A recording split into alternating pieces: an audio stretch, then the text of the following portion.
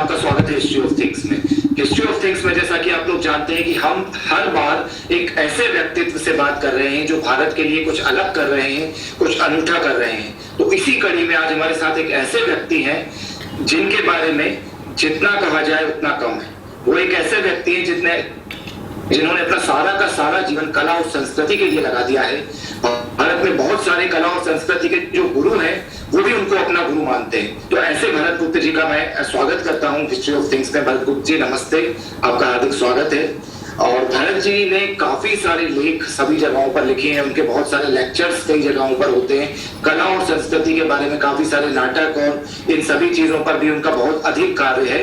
तो सबसे पहले मैं भरत जी से जानना चाहूंगा कि भरत जी, आप एक ऐसे व्यक्ति हैं जिन्होंने भारतीय संगीत में भी मतलब विद्या हासिल की है, भारतीय नाट्य शास्त्र की भी आपको पकड़ है, मनुस्मृति संस्कृत पर भी आपकी पकड़ है, इंग्लिश के आप प्रोफेसर रहे हैं और भारत में जो हमारे रूटेड मतलब जो गुरु शिष्य परंपरा रहती है उसमें भी पढ़ाई करी है और विदेश में जाकर उनके कॉलेजों में भी पढ़ाई करी है। तो इतनी सारी विद्याएं आपने सीखी, इतना ज्यादा। एक बार मेरी आपसे बात हो रही थी तो आपने बताया था 34 साल आपने सिर्फ विद्या अर्जन करने में लगाए। तो क्या मोटिवेशन था इसके पीछे, ऐसी क्या भावना थी, और आपके जीवन के बारे में थोड़ा सा बताइए। जी महाराज जी। नमस्कार, मुझे बड़ा आनंद है कि मैं आज आपके साथ जुड़ रहा हूं। तो मैं प्रारंभ करता हूं एक मंगल वचन से, भगवान शंकर की स्तुति से। गंगा तरंग रमणीय जटा कलापम गौरी निरंतर विभूषित वाम भागम नारायण प्रियमनंग मदापहारम वाराणसी पुरपतिम भज विश्वनाथम। तो विश्वनाथ भगवान शंकर को स्मरण करते हुए प्रारंभ करते हैं।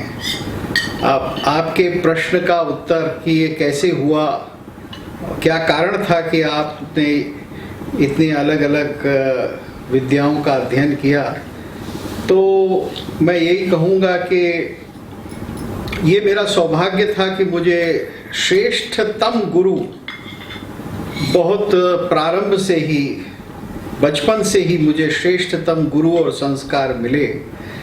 तो उनकी कृपा से ही, उनके संसर्ग से ही जो कुछ मैं बन गया सो बन गया। और ये फिर मुझे बाद में ही पता लगा कि इतना बड़ा उपकार इतने लोगों का मेरे ऊपर रहा है।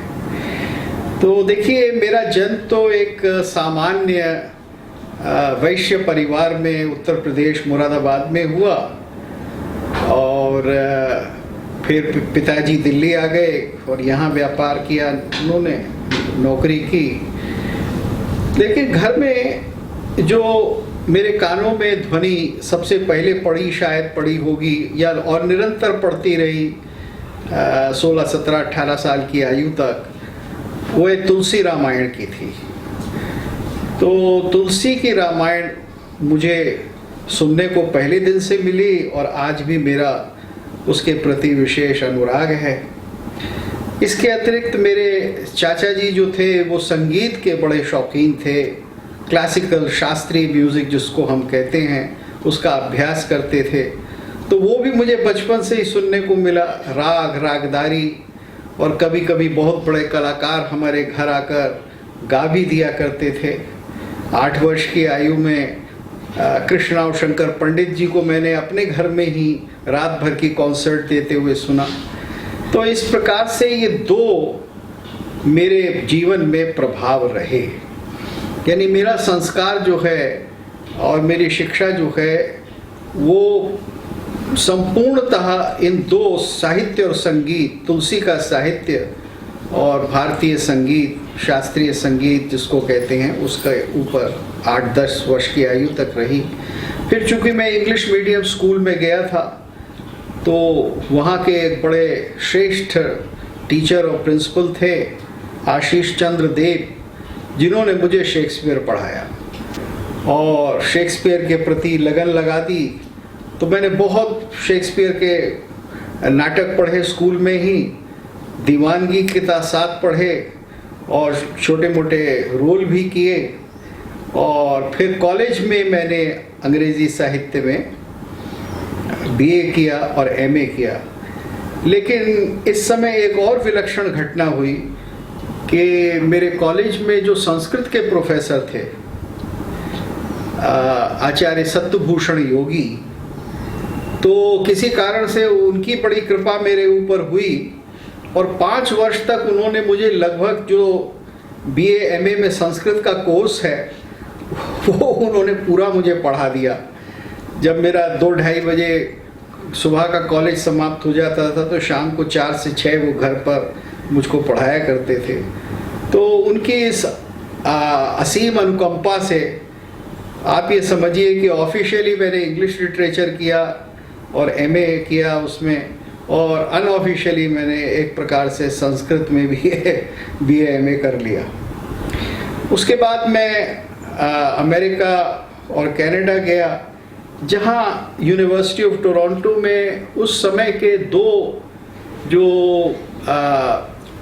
बहुत ही विशिष्ट विद्वान थे कनाडा के, एक मार्शल मैक्लूहन जिन्होंने मीडिया स्टडीज़ की विश्व में स्थापना की, मैं उनका शिष्य रहा करीब 1.5 साल तक, और एक नॉर्थोप फ्राई जिन्होंने एंथ्रोपोलॉजिकल स्टडी और स्टडी ऑफ मिथ्स, ये सब जिसके बारे में वो विश्व प्रसिद्ध थे, तो उनका शिष्य बनने का मुझको मौका मिला।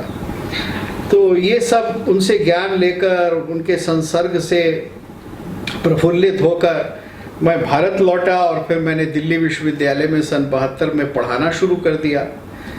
और उसके बाद फिर क्योंकि मेरे अंदर ये बड़ी ललक थी कि मैं संगीत व्यावहारिक रूप में करूं, तो मैंने 10 वर्ष तक पंडित उमाशंकर मिश्र जी से सितार का वादन विधिवत सीखा और पूरा आलाप जोड़ झाला इत्यादि कैसे बजाया जाता है ये किया, और छोटे मोटे कई इधर उधर प्रोग्राम दिए। तो ये सब विद्या मुझे मिली। और इसके साथ साथ मेरा ये सौभाग्य था कि देश के एक बहुत बड़े योगी स्वामी कृपालवानंद जी के संपर्क में मैं आया, जिन्होंने मुझे नाट्य शास्त्र में दीक्षित किया। और संगीत शास्त्र, वास्तव में संगीत शास्त्र क्या होता है, ये नाट्य शास्त्र में से पढ़ाना शुरू किया। इसके साथ साथ कुछ उन्होंने मुझे हठ योग प्रदीपिका और अन्य मनस्क योग इत्यादि बहुत से योग ग्रंथ जो हैं उनका भी अध्ययन कराया। और फिर उन्होंने मुझे, जो उस समय देश में एक अद्भुत विद्वान थे संगीत के और संगीत शास्त्र के, आचार्य बृहस्पति, तो उनके पास भेजा। और फिर आचार्य बृहस्पति से मैंने लगभग 2 वर्ष गहन अध्ययन संगीत शास्त्र का किया।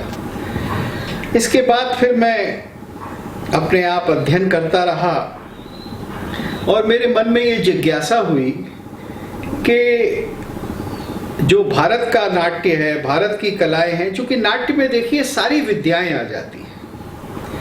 नाट्य, थिएटर या ड्रामा एक ऐसी कला है जिसमें सारी कलाएं होती हैं। उसमें काव्य भी है, साहित्य भी है, संगीत भी है, अभिनय भी है, हर प्रकार की कला, शिल्प, सब कुछ स्टेज पर होता है। तो मैंने सोचा कि जब ये मैंने अध्ययन किया है पूर्व की कला का, तो जो हम पश्चिम का नाट्य है, जिसको ये कहा जाता है कि ये ग्रीस से उत्पन्न हुआ है, तो मैं उसके बारे में भी क्यों ना देखूं। और जब मैंने अंग्रेज़ों के द्वारा अंग्रेज़ी में जो लिखा गया था ग्रीक नाटक के बारे में जब वो पढ़ा, तो मैं बड़ा असंतुष्ट सा रहा। मुझे लगा कि ये शायद कुछ सच नहीं लिख रहे हैं, इनका शायद अध्ययन अधूरा है। तो मैंने फिर ग्रीक नाट्य और ग्रीक संस्कृति का अध्ययन किया, ग्रीक भाषा का अध्ययन किया, और इस तरह से मेरा फिर ये एक अनुसंधान प्रारंभ हुआ। और मैंने प्राचीन ग्रीक नाट्य और प्राचीन ग्रीक साहित्य, संस्कृति, इस सब का अध्ययन करके लगभग 15 वर्ष लगाकर मैंने एक ग्रंथ लिखा, जो बाद में एक थीसिस भी बना मेरी पीएचडी के लिए बड़ौदा से। तो उसका अभिप्राय ये था कि जो प्राचीन ग्रीक नाट्य है वो पश्चिम का नाट्य नहीं है, वो वेस्टर्न थिएटर नहीं है।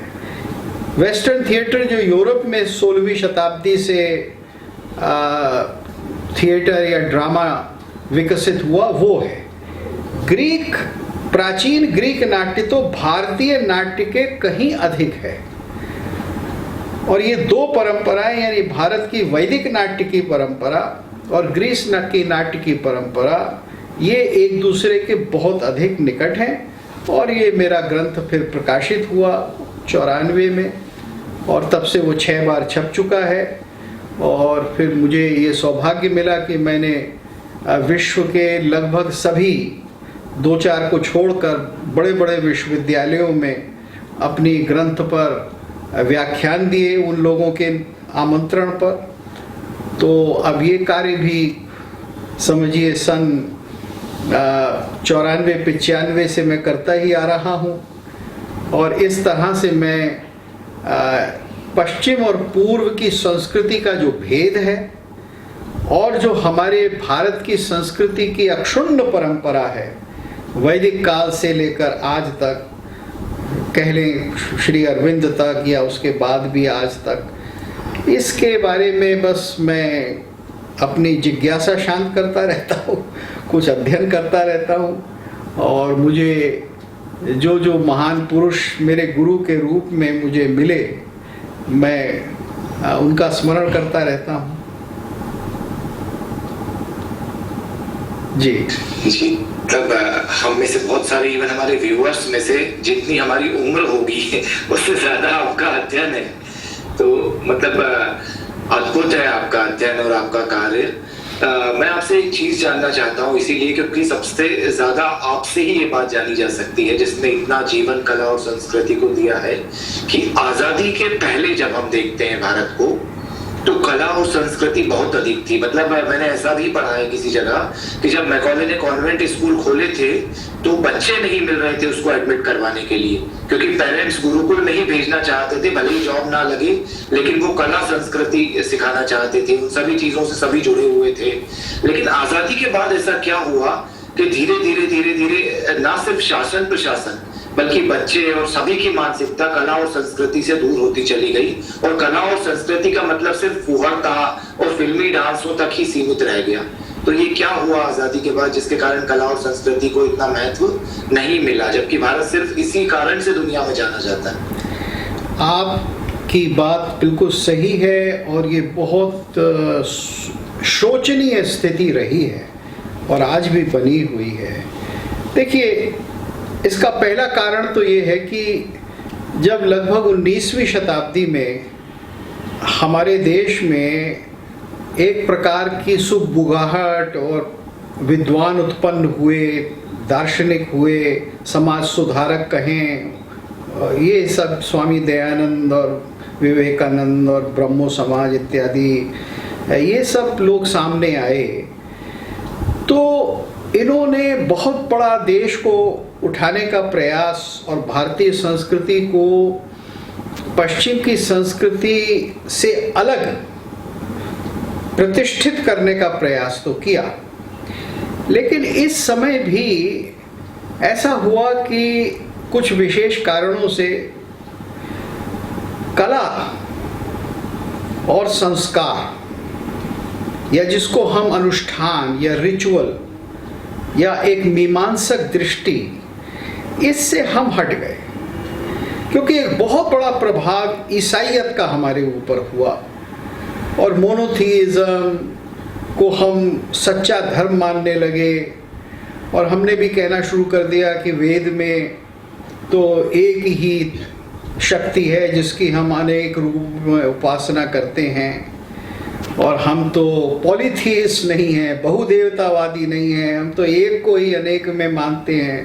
तो ये जो क्रिश्चियन प्रभाव था, यहाँ तक कि हमारे इतने बड़े मनीषी दयानंद सरस्वती भी ये कहने लगे कि नहीं, देवी देवता तो वास्तव में परमपिता परमेश्वर ही हैं। तो ये सब क्रिश्चियन प्रभाव में हमने जब अपनी उपासना को छोड़ा और हमने ये माना कि ईसाइयों से मिलती जुलती जो उपासना पद्धति है ये भारत का असली उपासना रूप है, तो कला उसमें उसी वक्त ही पीछे हो गई। उस समय जब कला पीछे हो गई, उसका महत्व कम हो गया, मूर्ति पूजा का महत्व हमने बहुत कम कर दिया।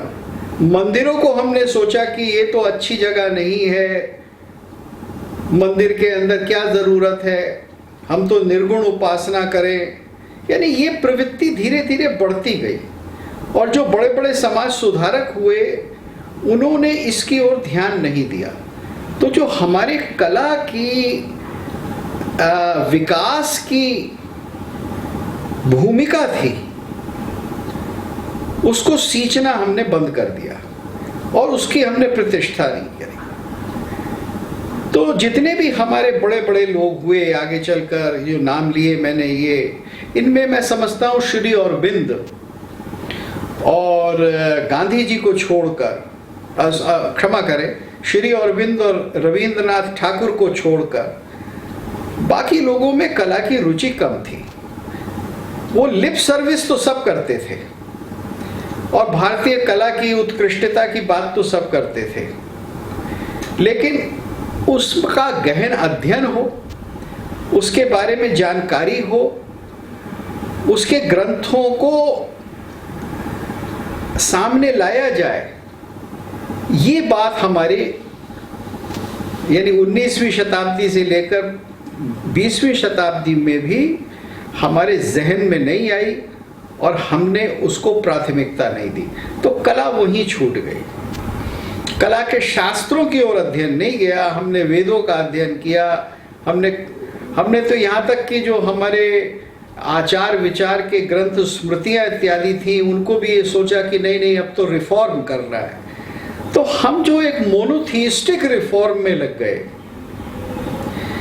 इसकी सारी की सारी जो प्रवृत्ति थी वो क्रिश्चियन प्रोटेस्टेंट रिफॉर्म की तरफ थी, जो मूर्ति पूजा को हेय मानती थी, जो मंदिरों के अंदर उपासना होती है, अनुष्ठान होते हैं, उसके साथ जितनी भी कलाएं हैं, उन सबको वो ऐसा समझती थी कि ये तो कहीं ना कहीं त्रुटिपूर्ण या दोषपूर्ण है। तो हमारे मंदिर में जो नर्तकियां, जो देवदासियां होती थीं, तो उन देवदासियों के प्रति हमारी एक बड़ी गलत दृष्टि बना दी गई। हमने तो उनको टेम्पल प्रोस्टिट्यूट या देवालय की वेश्याएं कहना शुरू कर दिया और फिर वो मंदिरों के अंदर किसी प्रकार का नृत्य ना हो, अंग्रेजों ने यह कानून बनाया और भारतीयों ने उसको स्वीकार किया और फिर किसी तरह से नृत्य को हम बाहर निकाल कर लाए। लेकिन मंदिर के अंदर नृत्य हो, ये आज तक भारत में नहीं हो रहा। बड़े बड़े मंदिर जिनके पास करोड़ों रुपया है, वो भी भगवान की अर्चना सुबह दोपहर शाम जैसा कि होता था वो आज नहीं कराते।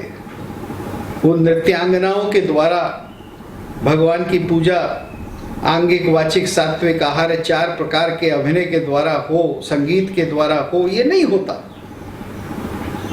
जो कि भारत में 2000 साल से हो रहा था।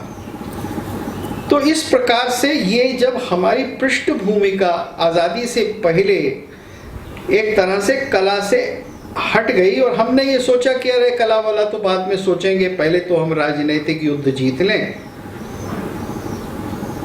तो जो हमारी सारी सोशल रिफॉर्म थी उसके अंदर कला कहीं नहीं थी। और तरह की तो हमने रिफॉर्म की और बड़ा अच्छा किया। जैसे हमने कहा अस्पृश्यता को दूर करो, ऊंच नीच को दूर करो, ये तो बड़ा अच्छा किया।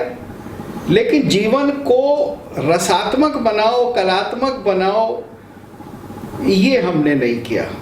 हमारे शिल्पियों को कोई स्थान दो, ये हमने नहीं किया। और आज़ादी के बाद तो फिर और भी दारुण स्थिति हो गई, क्योंकि हमारे जो विधायक आए, जो हमारे सांसद आए, जो लोग देश के शिक्षा और कला के विषय में निर्णय लेते थे, तो मुझे क्षमा करेंगे ये कहने में कि वो इस बात पर तो जोर देते थे कि वो कितने दिन जेल में रहकर आए हैं और उन्होंने क्या मतलब अंग्रेजी शासन में कितना कष्ट सहा है। बाकी इसके अतिरिक्त तो कोई उनकी अर्हता नहीं हुआ करती थी। उनकी शिक्षा कितनी है, उनकी कलात्मकता कितनी है, विषयों के बारे में ज्ञान कितना है, ये हमारा कभी भी सोच विचार नहीं था और आज भी नहीं है। आज भी कोई education qualification, minimum education qualification किसी सांसद या विधायक के लिए नहीं है भारतीय संविधान में। तो कला उसमें कहाँ होगी भाई? फिर इसी तरह से हमारी जुडिशरी और न्यायपालिका, हम सब जो लोग अंग्रेजी शासन के साथ आज़ादी से पहले जुड़े हुए थे, वही लोग आज़ादी के बाद भारत के शासन को चलाने लगे। तो जो हमारी जुडिशरी थी, हमारी न्यायपालिका थी, वो केवल उसी हिसाब से, उसी ढर्रे पे चली। बल्कि आज़ादी से पहले जो भारत में सन 20 और 30 में हाई कोर्ट के जजेस हुआ करते थे, उसमें से कुछ तो बड़े अच्छे विद्वान होते थे, वो प्राचीन स्मृति शास्त्रों इत्यादि को भी जानते थे। लेकिन आज़ादी के बाद फिर ऐसे लोगों की संख्या और बहुत कम हो गई। और आज तो परिस्थिति ये है कि मैं क्षमा मांगकर कहूँगा कि सुप्रीम कोर्ट से लेकर हमारी निजी अदालतों में जो हमारे धार्मिक अनुष्ठान हैं, हमारी कलात्मक मान्यताएं हैं, हमारी संस्कृति की मौलिक धारणाएं हैं, उनके बारे में न्यायपालिका में कोई शिक्षा नहीं मिलती। चूँकि जब वो लोग पढ़ने जाते हैं, जब वो लॉ पढ़ते हैं, तो वहाँ उनको कुछ नहीं पढ़ाया जाता। तो इसलिए हमें फिर जैसा सबरीमला में हुआ या मंदिरों को लेकर जो इतने बड़े विवाद हो गए हैं, वो आज हमारे सामने है। तो वहाँ कला जो है वो बहुत पिछड़ गई। इसके अलावा जो हमारे अफसर बने, जो हमारी नौकरशाही बनी, उस नौकरशाही के अंदर भी वही सारी कमियां थी। शिक्षा में उनकी वही कमियां थी। क्योंकि देखिए, मैकॉले ने जो शिक्षा बनाई थी, वो शिक्षा बनाई थी क्लर्क बनाने के लिए, और क्लर्कों के साथ साथ कुछ अफसर बनेंगे और क्लर्क बनेंगे जो प्रशासन में काम आएंगे, जिनको प्रशासन के अंदर लेना है, उन्हें शिक्षित करना है, और वही लोग विश्वविद्यालय जाएंगे, वही इम्तिहान पास करेंगे और वही नौकरी करेंगे। तो उसी ढर्रे पर जब आज तक हमारे विश्वविद्यालय चल रहे हैं, तो उसमें कला विहीनता रहेगी। तो संस्कृति हमारे लिए एक नारा तो बन गई। हम ये तो कहने लगे कि हम बहुत बड़े आध्यात्मिक गुरु हैं, और आज भी हम कहते हैं कि भारत विश्व गुरु बनेगा या बनना चाहिए, इत्यादि इत्यादि। और अब मैं आता हूं दो सिद्धांतों पर जो भारत ने अख्तियार किए, अपना कॉन्स्टिट्यूशन जिनके हिसाब से कहिए बनाया, या जिनके हिसाब से हमारा राजनीतिक ढांचा बना है। वो दो सिद्धांत थे, सोशलिज्म के और सेक्युलरिज्म के। तो वास्तव में सोशलिज्म और सेक्युलरिज्म, ये दोनों के दोनों कला विरोधी हैं, दोनों के दोनों कला द्वेषी हैं। आपको मेरी बात शायद ऐसा लगेगा कि मैं बड़ी अतिशयोक्ति कर रहा हूं, कोई फेनेटिक की तरह से बोल रहा हूं, लेकिन मैं आपको समझाता हूं क्यों। क्योंकि सोशलिज्म जो होता है, जो नेहरू जी ने सोशलिज्म अख्तियार किया, और नेहरू जी की जो शिक्षा दीक्षा थी और जो सोशलिज्म उन्होंने चलाया, उसमें कला के लिए एक लिप सर्विस या नामचार तो था, लेकिन ना तो वो शिक्षा नीति का अंग था और ना उसको गहराई से कभी रखा गया था। तो नेहरू जी बड़े सभ्य और जिसको कहते हैं बड़े सोफिस्टिकेटेड व्यक्ति थे। जैसे एक बार वो एमएस सुब्बुलक्ष्मी से जब मिले तो उन्होंने कहा, what am I before the queen of music, A mayor prime minister. और उनके ये शब्द अभी भी म्यूजिक एकेडमी मद्रास चेन्नई में लिखे हुए हैं। तो इस तरह की मनोहर बातें तो जवाहरलाल करते थे, लेकिन जो करने की बात थी कला के लिए वो नहीं हो पाई, क्योंकि किसी भारतीय भाषा के साहित्य से नेहरू जी अभ्यस्त नहीं थे, संगीत से अभ्यस्त नहीं थे।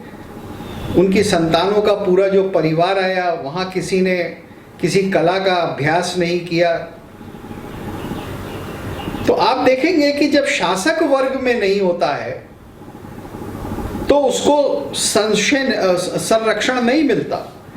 आप जब प्राचीन काल के राजाओं की बात करते हैं तो उसमें आपको अनेक ऐसे राजा मिलेंगे जो बहुत विद्वान थे, जो संगीत जानते थे, जो साहित्य जानते थे, जो कलात्मक विद्याओं को धारण करते थे। तो उन सबको केवल आदर ही नहीं था कला के प्रति, बल्कि वो स्वयं में कलाकार हुआ करते थे। तो जो रूलिंग क्लास हमारा पैदा हुआ और आज भी जो चल रहा है भारत में, वहाँ कला के अभ्यासी लोग बहुत कम हैं। मुझे ये कहने में कोई संकोच नहीं होता। कला के प्रति रुझान नहीं है, लिप सर्विस बहुत है। और हर पार्टी का व्यक्ति कहता है भारत की कला महान है इत्यादि इत्यादि, लेकिन व्यवहार में हमने उसको कभी नहीं लिया। अब आती है सेक्युलरिज्म की बात। सेक्युलरिज्म ने एक और बहुत बड़ी मुसीबत खड़ी की। सेक्युलरिज्म का अर्थ ये था कि विशेष प्रकार के संस्कृति को प्रमोट विशेष प्रकार के लोगों के लिए किया जाएगा, क्योंकि सेक्युलरिज्म का हमारा पूरा का पूरा ढांचा ही ये बना कि जो अल्पसंख्यक हैं, माइनॉरिटीज़ हैं, मुसलमान हैं, सिख हैं, आप तो जैन भी उसमें जुड़ गए, इस तरह से इन लोगों की संस्कृति की ओर विशेष ध्यान इनके लिए दिया जाएगा। तो आप उर्दू के लिए कुछ करेंगे, मदरसे खुलवा देंगे, आप गुरुद्वारे को अनुदान दे देंगे, या वहाँ उनके लिए माइनॉरिटी को स्कूल्स और कॉलेजेस खुल जाएंगे। लेकिन क्या होगा कि इस प्रकार से जो साहित्य को और दर्शन को और कला को जो संरक्षण दिया जाता है, ये विभाजक होता है। ये कुछ लोगों को स्पेशली दिया जाता है, तो वो कुछ लोग फिर अपनी एक विशेष पहचान, अपनी विशेष आइडेंटिटी बनाने में ही लगे रहते हैं, और उसी का संवर्धन उनको लगता है कि ये कला का विकास है, ये दर्शन का विकास है, ये इंटेलेक्चुअल प्रोग्रेस है। तो इसलिए मुसलमानों को बड़ा अच्छा लगता है कि साहब उर्दू यूनिवर्सिटी खुलवा दी जाए, जैनों को बड़ा अच्छा लगेगा कि एक प्राकृत यूनिवर्सिटी खुलवा दी जाए, कुछ और लोग कहेंगे कि नहीं नहीं, वेद वेदांग पढ़ाने के लिए विश्वविद्यालय बनाइए। तो ये विभाजन है, सेक्युलरिज्म ने ये विभाजन किया। वास्तव में होना तो ये चाहिए कि विश्वविद्यालय सब कुछ पढ़ाए, और जो भी विश्वविद्यालय जाए या जो भी किसी शिक्षा संस्थान में जाए, उसको हर प्रकार की विद्या, हर वर्ग की विद्या, हर देश काल की विद्या, भारत के हर इलाके की विद्या, संस्कृति, साहित्य का अभ्यास करने का मौका मिले। तो वहां क्या होगा कि जो होता आया था सैकड़ों साल से,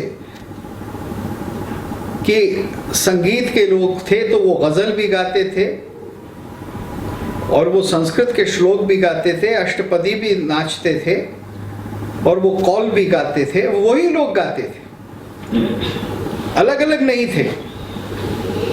आज दुर्भाग्य से अलग अलग हो गया है, कलाकार भी बट गए का एक तरह से दुष्परिणाम, ऐसा मेरी दृष्टि में है, ऐसा मैं मानता हूं। तो आप ये देखिए कि ये जो सेक्युलर स्टेट हुआ, सोशलिस्ट स्टेट हुआ, ये दिल्ली से शासन करता था। ये जनता में कला कहाँ है, इसकी चिंता इसको नहीं थी। देखिए जनता में कला कहाँ होती है? जनता में तो कला होती है जो साड़ी बनाता है, उस पर डिजाइन बनाता है, जो हाथ करघे से काम करता है, जो आपके वस्त्रालंकार बनाता है, जो गरीब है, जो खड्डी में है, जो मजदूर है, आपने उसको संरक्षण नहीं दिया। हाँ, आपने उसके लिए बस कुछ हैंडलूम बोर्ड वगैरह खोल दिए, लेकिन शिल्पी का हमने ध्यान नहीं किया।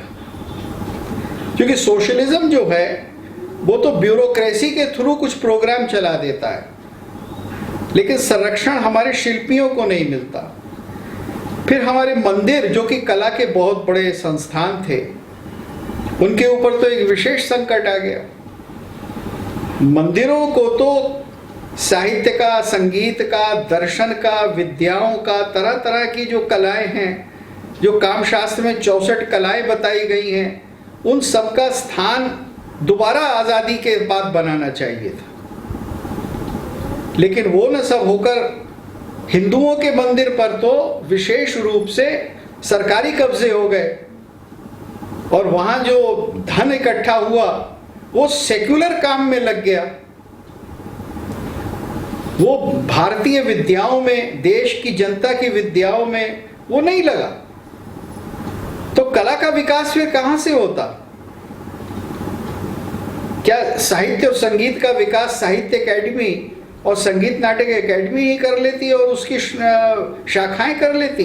वो नहीं कर पाई, वो फेल हो गई और आगे भी नहीं कर पाएंगी, क्योंकि उसका विकास तो, उन कलाओं का विकास तो वो शिल्पी, वो कला जीवी करते, जो कि सारे देश में फैले हुए थे, वो आपस में आदान प्रदान करते।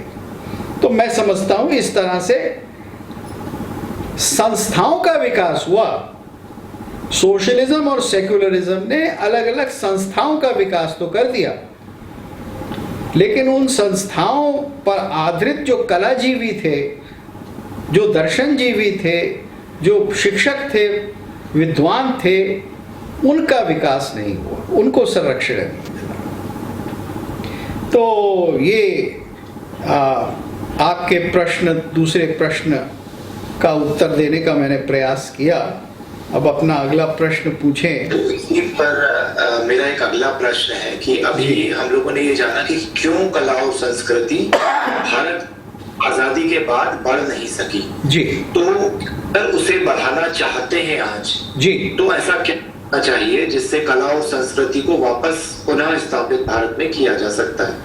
ये बिल्कुल आप, मतलब जो हल हमें निकालना है, जो हमें उपचार करना है, आपने वो प्रश्न, बिल्कुल यही सटीक प्रश्न है, यही हमारी आवश्यकता है। देखिए, ये बात आती है जब, तो हमें ये देखना है कि विकास किसका करेंगे तो कला का विकास होगा। अभी मैं कह चुका हूं कि जब आप कला जीवी का विकास करेंगे, यानी जो कला के द्वारा अपनी आजीविका चलाता है, जब उसका विकास करेंगे तो कला का विकास होगा। उसको अब आप आश्रय देंगे।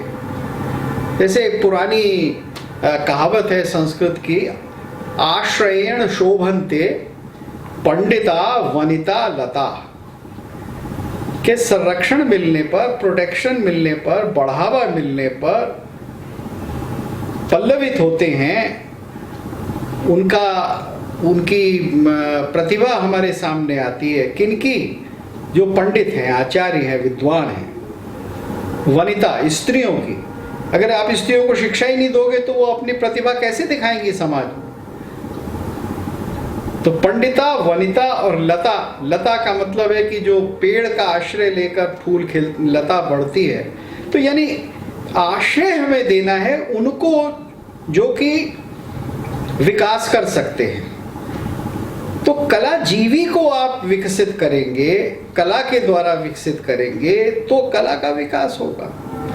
अब हुआ क्या है, हमारी जितनी शिक्षा पद्धति है, हमारा सारा समाज का वातावरण है, वो इसका ठीक उल्टा है। अगर किसी बाप का बेटा या बेटी, अब तो थोड़ा समय बदलने लगा है, लेकिन आज से 25, 40 साल, 30 साल पहले कोई कहता कि देखो मैं तो एक्टर बनना चाहता हूं या चाहती हूं, या मैं तो संगीतकार बनना चाहती हूं, कोई लड़की ये कहे कि नहीं देखिए मैं तो गाना सीखना चाहती हूँ या वीणा वादन सीखना चाहती हूँ, या लड़का कहे, क्योंकि लड़कों को कमाई ज़्यादा करनी होती थी और करनी होती है अब भी, तो पिता जो है वो माफ नहीं करेगा, कहेगा खाएगा कहाँ से। तो कलाकार अपनी आजीविका कमाकर कुछ कर नहीं सकता, ये हमारे समाज में मान लिया गया था। तो इसलिए भैया आज भी आप इंजीनियरिंग कर लो, कंप्यूटर कर लो वगैरह वगैरह, लेकिन कला की ओर मत देखो। तो पहली बात तो ये है कि आपको ये सिखाना होगा कि ये विद्या है। कलाएं कई प्रकार की विद्याओं से होती हैं, और जो उन विद्याओं को नहीं देखता वो किसी न किसी प्रकार से पशुओं के अधिक निकट और मानवता के से दूर हो जाता है ना। संगीत कला विहीना शशपुच्छ विषाणहीन पशु है वो एक प्रकार से। अगर उसमें बिना सींग और बिना पूंछ का पशु है, अगर उसमें साहित्य नहीं है, संगीत नहीं है, दर्शन नहीं है, या विशेष प्रकार की विद्या नहीं, तो ये जितनी भी कलाएं हैं ये वास्तव में गहरी विद्याएं, ये हल्की फुल्की चीज नहीं है। हमारी परंपरा तो कला को पंचम वेद मानती है। जब ब्रह्मा ने नाट्य शास्त्र दिया, नाट्य की विद्या दी इंद्र के कहने पर, और फिर भरत मुनि ने उसको नाट्य के रूप में प्रस्तुत किया, तो वो नाट्य वेद और पंचम वेद कहलाई। तो कला के द्वारा ज्ञान का प्रसार होता है और प्रैक्टिकली भी होता है। अगर आप मान लीजिए, उदाहरण के लिए, अगर आप संगीत लेंगे और आप संगीत का अभ्यास करेंगे, तो आपको अच्छा संगीत सिखाना है। संगीत के साथ साहित्य होगा, उसमें समाज के कल्याण का साहित्य होगा, आपकी एक जिम्मेदारी होगी, और आप बच्चों को सहज रूप में बहुत सारी विद्याएं सिखा देंगे। आप अच्छा बोलना सिखा देंगे, आप किस तरह से शिष्ट रूप से अपनी बात को, भावों को प्रकट किया जाता है, ये सिखा देंगे। तो किसी न किसी प्रकार से कला आपके जीवन को संपन्न और विद्यावान बना देती है।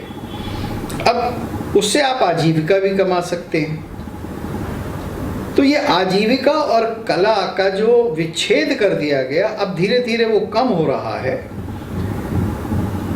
जब वो पूरी तरह से समाप्त हो जाएगा, तब कला का विकास होगा।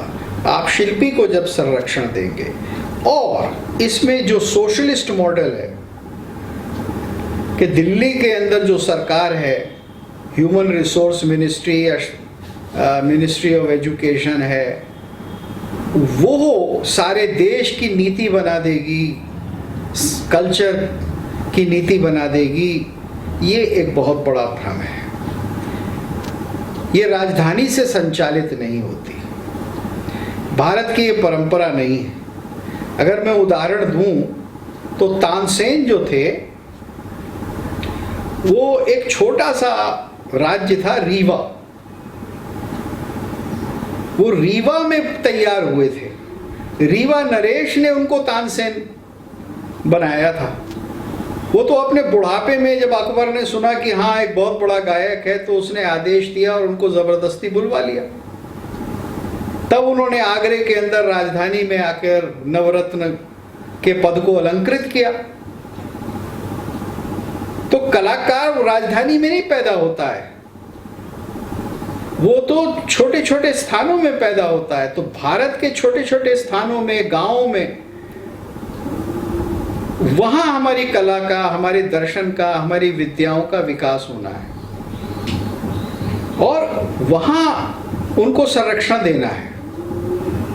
समाज का ढांचा ऐसा हो कि लोकल लेवल पर वहां संरक्षण मिले, हर प्रकार से केवल सरकारी संरक्षण ना हो।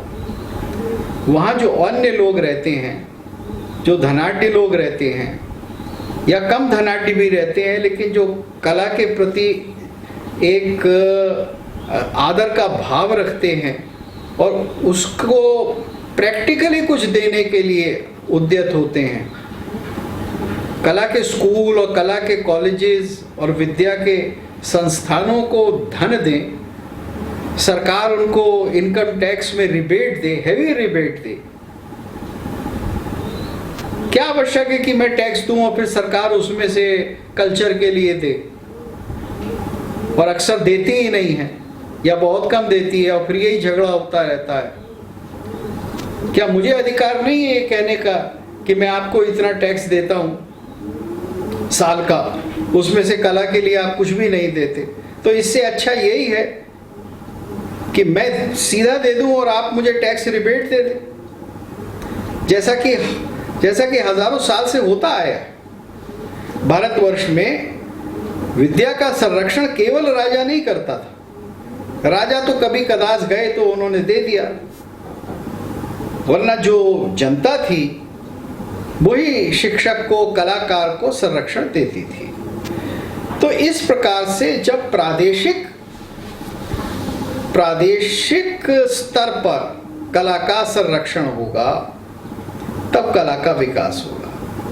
और यहाँ मैं कहूँ कि ये जो हमने भाषाई स्टेट बनाए हैं, इन भाषाई स्टेट्स को या प्रांतों को भी अपनी दृष्टि विस्तृत करनी होगी। दुर्भाग्य से ये क्या करते हैं कि ये अपनी भाषा और अपने स्टेट की संस्कृति के ही इर्द गिर्द संरक्षण कराते हैं। तो अगर महाराष्ट्र है तो वो मराठी संगीतकारों को, मराठी विद्याओं को और मराठी संस्कृति को ही संरक्षण देगा। तो अब ये वो स्थिति तो है नहीं। अब तो सारे देश में लाखों लोग एक स्टेट से दूसरे स्टेट में जाकर सेटल हो रहे हैं। आज आप किसी बड़े शहर को लीजिए, बंगलोर को, चेन्नई को, बंगलोर इत्यादि में तो 30-40% गैर कन्नड़ लोग बसे हुए हैं। गुड़गांव के अंदर तो सब जाट नहीं है ना, सारे देश के लोग आकर रह रहे हैं। तो हमें अब व्यापक दृष्टि से भी सोचना चाहिए और भाषाई जो हमने दीवारें खड़ी कर रखी हैं, इन दीवारों से बाहर निकलकर सारे देश के विषय में चिंता करके और देश भर से लोगों को अपने स्टेट में लाना चाहिए। हमारी दृष्टि कला की जो है वो बहुत संकुचित हो गई है। हमारी स्टेट यूनिवर्सिटी कहेगी कि पहले हम स्टेट के लोगों को दाखिला देंगे, स्टेट के टीचर अपॉइंट करेंगे। तो ये दृष्टि जब तक हम नहीं छोड़ते हैं तब तक हम इस मॉडल के अंतर्गत कला का विकास, क्योंकि कला जो है वो आदान प्रदान से बढ़ती है। जब बंगाल का कवि केरला के अंदर अनुवाद के द्वारा पढ़ा जाएगा, जाना जाएगा, उसकी इज्जत भी होगी, तब देश में नई ऊर्जा प्रकट होगी। और यहाँ एक चीज मैं और कहना चाहता हूँ कि विशेष हमें ध्यान संस्कृत की ओर देना है, क्योंकि संस्कृत हमारे शास्त्रों की भाषा रही। हमारे शास्त्रों का जितना भी चिंतन है वो संस्कृत में है, और उसको बढ़ावा देने का मतलब है उसको दोबारा व्यवहार में लाना, उसका उपयोग करना। तो इसके लिए मैंने 3 उपाय सोचे हैं जो आपके सामने रखता हूं। पहले कि संस्कृत शास्त्रों का अध्ययन हो उस विभाग में जो आज उस शास्त्र का किसी न किसी प्रकार से व्यवहार कर रहा है। उदाहरण के लिए कौटिल्य के अर्थशास्त्र का अध्ययन केवल संस्कृत डिपार्टमेंट में नहीं होगा, बल्कि उसका अध्ययन इकोनॉमिक्स डिपार्टमेंट में भी होगा। जो आज इकोनॉमिक्स पढ़ रहे हैं, प्रयोग में ला रहे हैं, राष्ट्र की नीतियां बना रहे हैं, नीति आयोग के मेंबर बने बैठे हैं, उनको भी स्कूल कॉलेज में जब पढ़ें तो वहां संस्कृत के ग्रंथ का कोई आभास कराने वाला, ज्ञान कराने वाला होना चाहिए। तो इस तरह से जब आप हर प्राचीन भारत के संस्कृत में लिखे हुए शास्त्र को आज की विद्याओं में लाएंगे। जैसे इंग्लिश, पंजाबी, हिंदी डिपार्टमेंट्स में नाट्यशास्त्र का अध्ययन कराना चाहिए। वो काव्य का ग्रंथ है, थिएटर का ग्रंथ है। कामशास्त्र का अध्ययन साइकोलॉजी डिपार्टमेंट में होना चाहिए। आप सेक्स एजुकेशन की बात करते हैं, तो जो सेक्स एजुकेशन का इतना बड़ा ग्रंथ है हमारा कामशास्त्र, वो कामशास्त्र कुछ कामुक आसनों का ग्रंथ नहीं है, वो तो पूरी साइकोलॉजी का ग्रंथ है। तो वो साइकोलॉजी डिपार्टमेंट में उसका अध्ययन होना चाहिए, और वहां भी संस्कृत का एक विद्वान हो जो कामशास्त्र को संस्कृत में बता सके कि मूल में ये है और उसका ज्ञान दे सके। तो इस तरह से इतने शास्त्र हैं, इतनी विद्याएं हैं जो जीवंत हो जाएंगी। और तीसरा उपाय है कि जो हमारी अभी लाखों पांडुलिपियां पड़ी हैं, जिनको अभी खोलकर नहीं देखा गया है, उनको खोलकर देखा जाए, साफ हो, उसमें जो उपयोगी हों उनको देखा जाए कि उनमें कौन कौन से ग्रंथ हैं।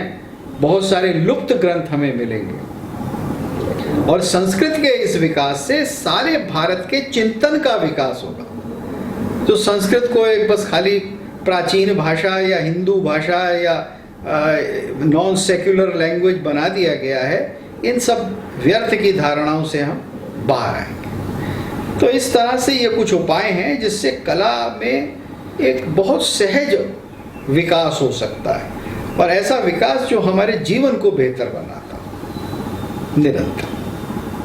तो जैसा कि आपने बताया कि इन तरीकों से कला और संस्कृति आगे बढ़ सकती है, और इसमें एक उपाय आपने ये भी बताया कि शिक्षा में उस तरह के विद्वान क्रिएट किए जाएं जो मतलब बाद में जाकर नीति निर्माण करें, जो संस्कृत और हमारे कल्चर को जानते हो। तो इस पर ये अगला प्रश्न उठता है कि हमारे बहुत सारे जो विद्वान हैं वो ऑलरेडी इनको जानते हैं।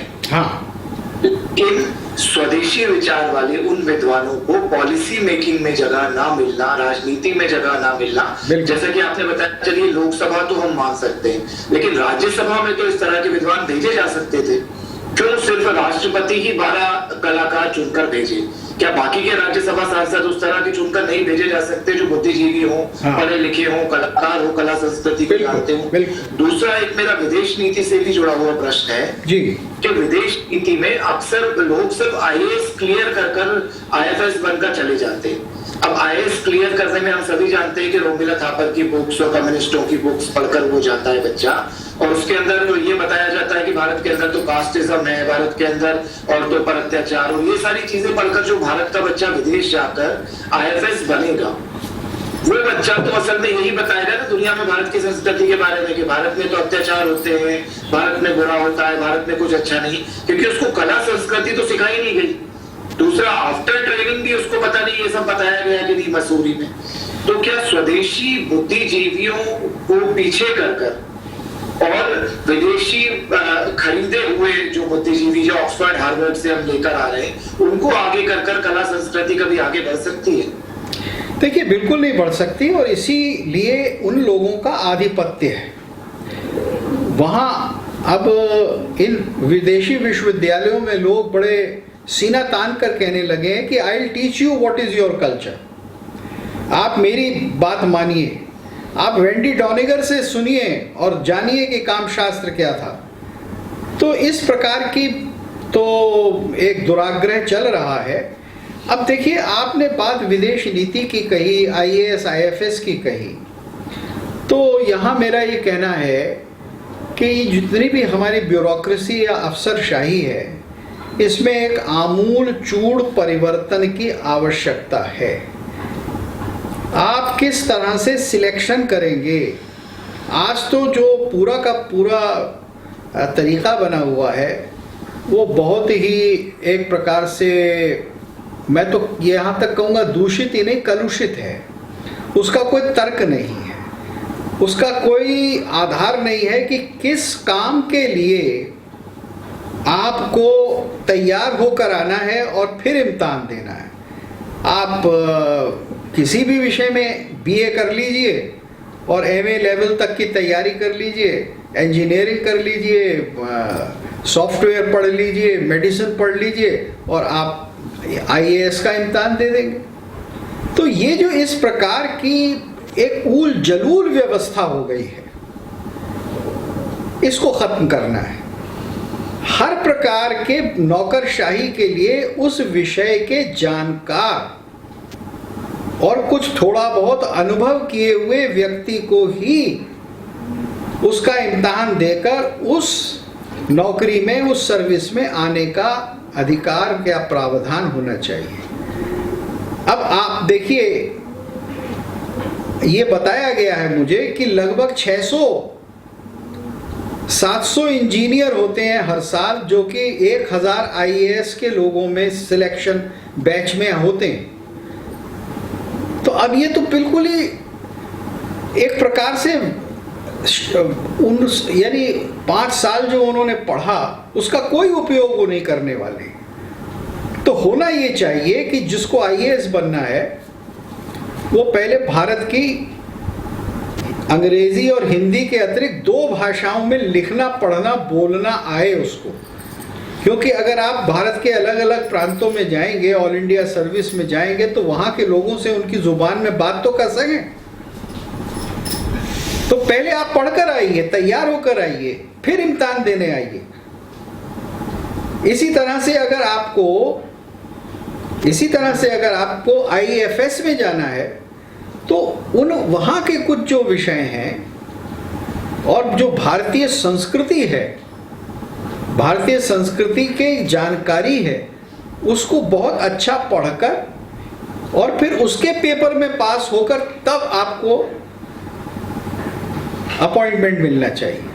अब तो उल्टा है, आप कोई भी इम्तिहान दे लीजिए, उसमें जैसे तैसे आ जाइए और फिर आप चाहें तो आईएएस बन जाइए, चाहें तो आईएफएस बन जाइए। तो ये जो घपड़ चौथ चल रही है और खींचातानी चल रही है और आगे चलकर इसके बड़े भयंकर दुष्परिणाम जीवन भर होते हैं, और ये पूरा का पूरा क्लास ही बहुत डिससेटिस्फाइड रहता है। किसी को अपनी सर्विस नहीं मिलती, किसी को अपना प्रांत नहीं मिलता। जब तक आप इस समस्या का निदान नहीं करेंगे तब तक हमारे देश की जितनी भी नौकरशाही है वो कला से बहुत दूर रहेगी, कला द्वेषी रहेगी, जैसी कि वो आज की तारीख में है।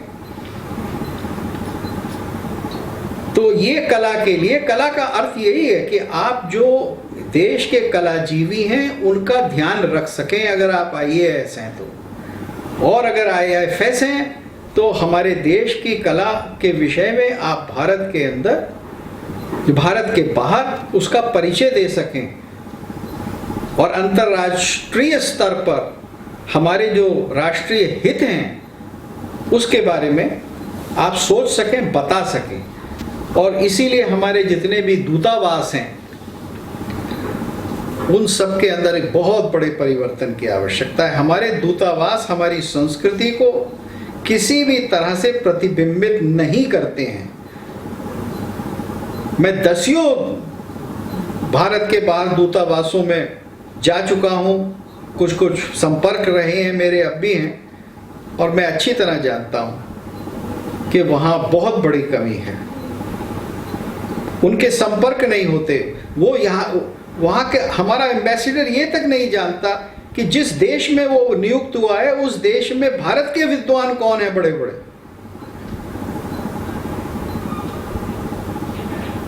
और अगर वो जानता है तो वो इसी सर्किट के लोगों को जानता है जो इंडोलॉजिस्ट हैं, एक दूसरी दृष्टि से कॉलोनियल हेरिटेज के लोग हैं, जिनकी कॉलोनियल दृष्टि थी, उनको जानता है।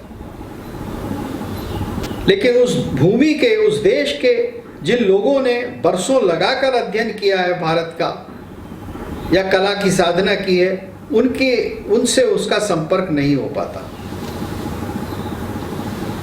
तो ये एक बहुत बड़े परिवर्तन की आवश्यकता है।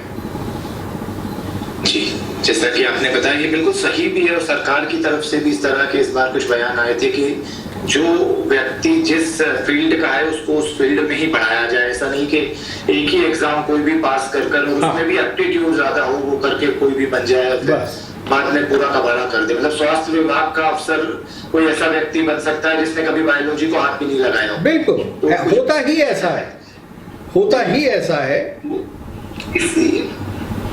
इसी पर मेरा एक लास्ट एक अंतिम प्रश्न है आपसे जी। कि जो युवा है भारत के, जिस समय जैसा कि बोला जाता है डेमोग्राफिक डिविडेंड है हमारे यहाँ, हाँ। और यंगेस्ट कंट्री इंडिया दुनिया में बनती जा रही है, 30 साल से छोटे 70% लोग हैं। लेकिन मेरा ऐसा मानना है कि जो डेमोग्राफिक डिविडेंड है वो जितना फायदा दे सकता है उतना ही नुकसान भी दे सकता है, क्योंकि हम यूनिवर्सिटीज में देख रहे हैं भारत तेरे टुकड़े होंगे के नारे लग रहे हैं, बेरोजगारी की समस्या पर लोग चीखने चिल्लाने लगे हैं। तो जो युवा को यदि चैनलाइज सही दिशा में नहीं किया गया तो वो युवा दूसरी दिशा में चला जाएगा। तो मेरा आपसे ये जानना है कि युवाओं को आप क्या संदेश देना चाहते हैं कि कैसे वो भारत को बचाएं, भारत की संस्कृति को आगे ले जाएं, क्या गलतियां पहले हुई हैं जो उन्हें आगे नहीं करनी चाहिए, जिससे आगे भारत को हम वापस उस रूप में देख सके, वैभवशाली रूप में जिसमें वो पहले था, देते हुए कैसे कला संस्कृति को आगे बढ़ा सकते। युवाओं के लिए आपका संदेश। जी देखिए, ये तो सारे प्रश्नों का उत्तर वो युवाओं की जो क्रियाएं आगे चलकर होंगी अगले 10 वर्ष में, वो वहीं से मिलेगा और देश का भविष्य उन्हीं से बनेगा।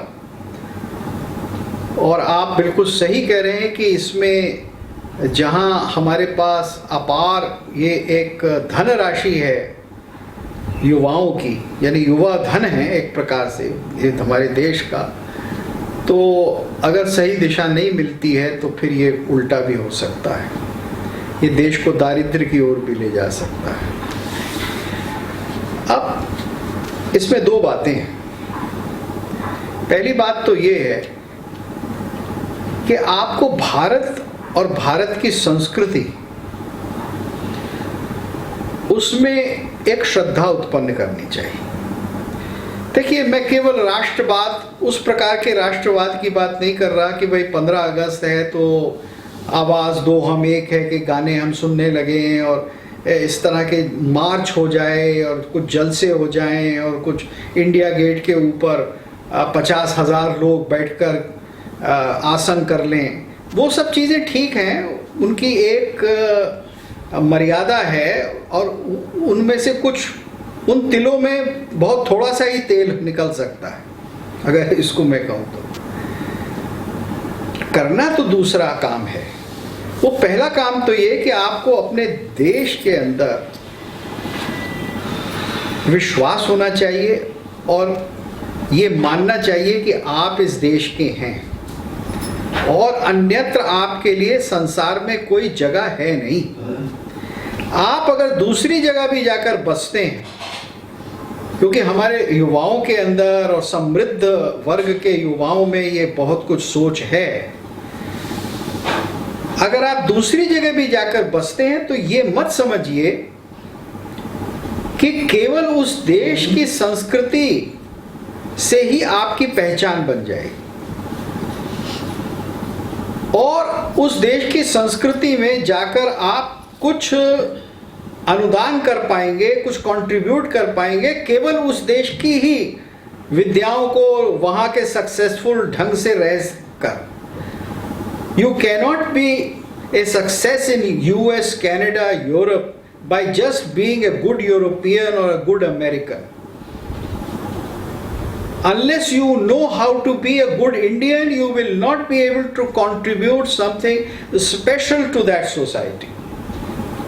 आप उस समाज में जहां आप जाकर रहेंगे, जब तक आप भारतीय के रूप में उस समाज को कुछ नहीं दे पाएंगे, आपकी इज्जत नहीं होगी, आपकी पहचान भी नहीं बनेगी। और केवल ये कहने से कि भाई खाल के रंग के कारण आज अमेरिका की वाइस प्रेसिडेंट हमारे देश से बन गई, इससे कुछ आपको मिलने वाला नहीं है।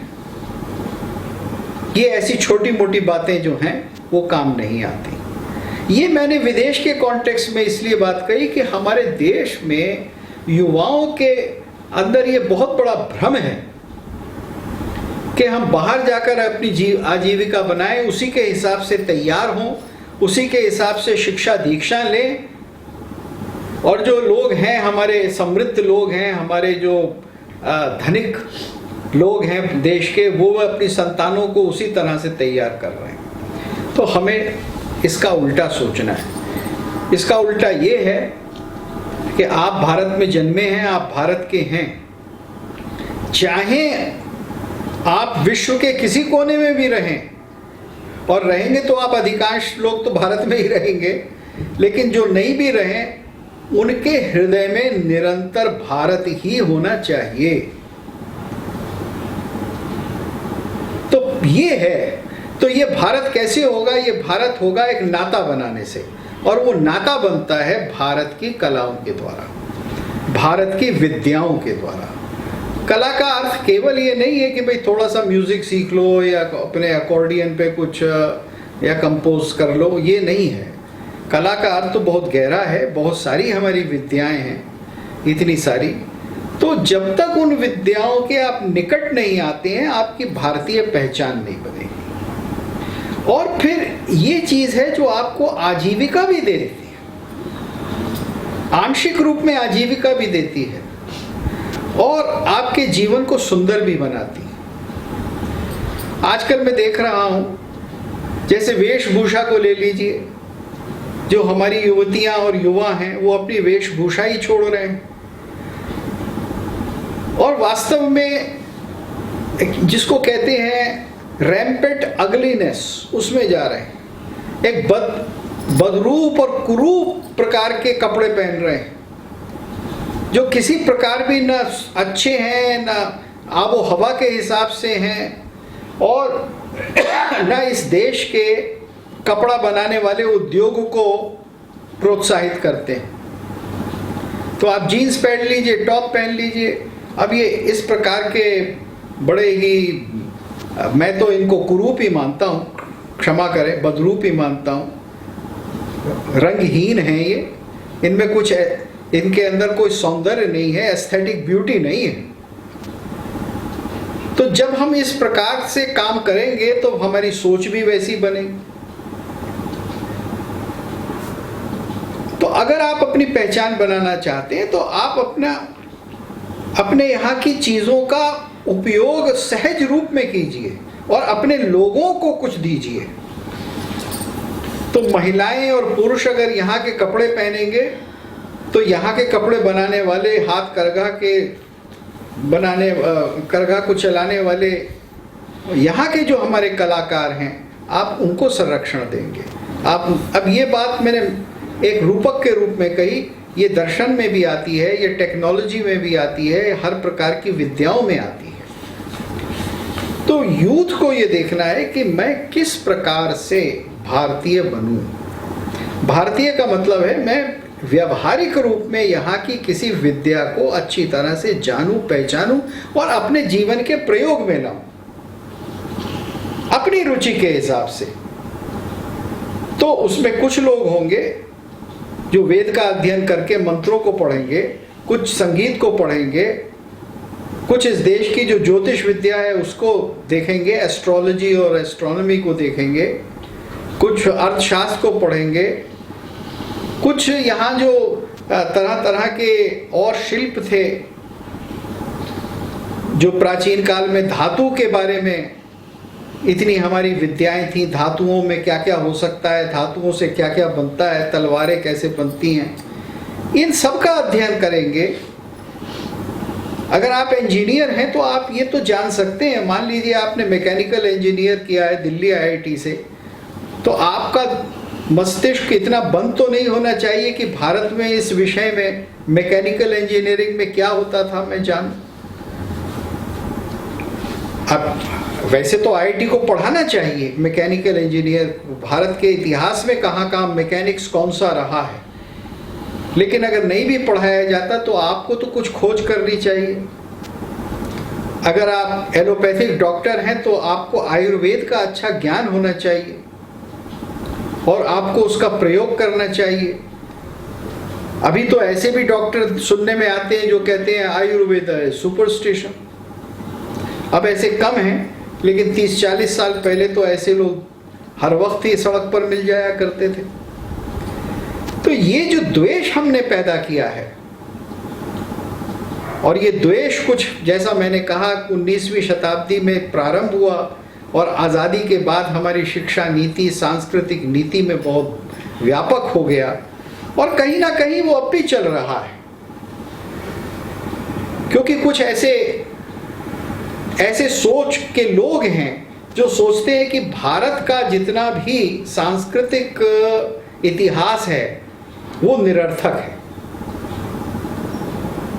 और भारत के भीतर और भारत के बाहर भी विदेशी भी, एलेन दानियालू जैसे भी अगर कोई उनको मिलते हैं तो वो उनसे यही कहते हैं कि अरे तुम ये क्या पाखंड कर रहे हो, हम तो इन विद्याओं को भूलना चाहते हैं।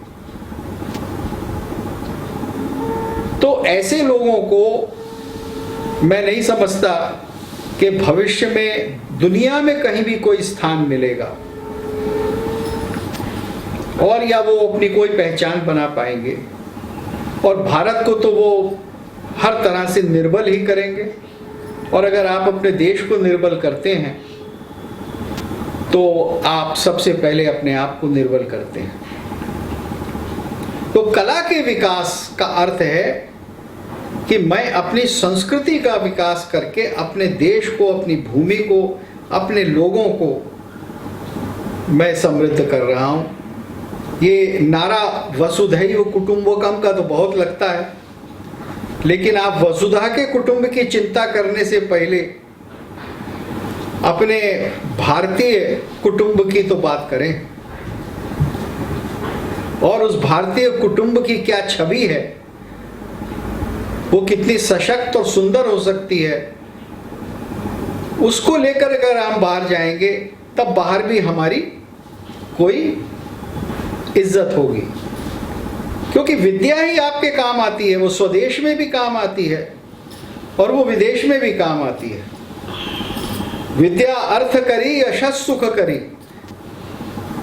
वो आपको धन संपदा देश में भी देती है। और विद्या बंधु विदेश गमने, विदेश भी आप जाएंगे तो विद्या ही काम आएगी, और आप विदेशी विद्याओं का अभ्यास करेंगे तो मैं समझता हूं कि आपकी पहचान नहीं बनेगी और आप एक छोटे स्तर पर दूसरे समाज में रहेंगे। तो इसलिए इस सैद्धांतिक बात को हमारे युवा युवतियों को समझना है, युवाओं से अधिक युवतियों को समझना है,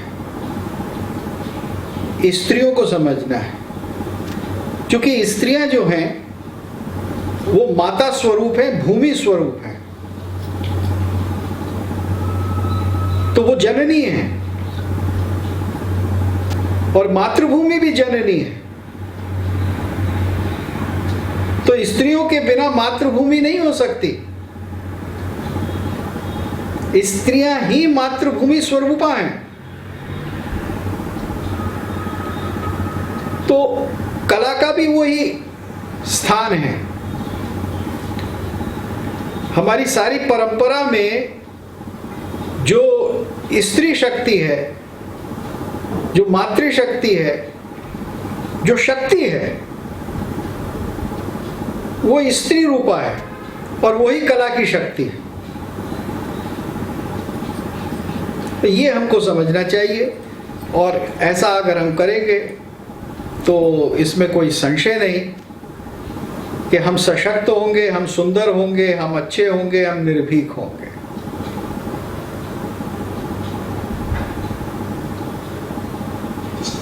आपका बहुत बहुत धन्यवाद भरत जी कि आपने इतने कीमती समय में से अपना समय निकाला और हम सभी लोगों को दिया।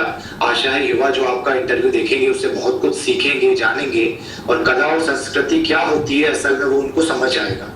बहुत जगह पर कला और संस्कृति के बारे में कंफ्यूजन ये रहता है कि वो सिर्फ म्यूजिक और डांस ही समझा जाता है, एक्टिंग समझा जाता है, जबकि यहाँ पर तो 64 कलाओं की बात होती है। भगवान श्री कृष्ण ने भी वो सभी कुछ सीखा था।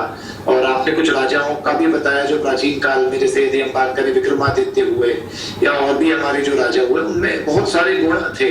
सिर्फ ये नहीं कि वो क्षत्रिय धर्म का ही पालन करते थे, संगीत कला में भी काफी सारे राजा पारंगत थे। तो उसी तरह से युवा जो है आगे यदि बाकी चीजों के साथ कला का भी स्थान अपने जीवन में रखेंगे तो उनको जीवन में बहुत आगे बढ़ने को मिलेगा। और आपने ये भी बताया कि सरकारों को क्या करना चाहिए, किस तरह से देश को अपनी कला और संस्कृति को जीवित रखना चाहिए। तो इसके लिए बहुत बहुत धन्यवाद भरत जी आपका, और आशा है हम आपसे इसी तरह से और भी विषयों पर बात करते रहेंगे। अपना कीमती समय देने के लिए बहुत बहुत धन्यवाद। आपको बहुत बहुत धन्यवाद, आपने इस चर्चा का प्रारंभ किया।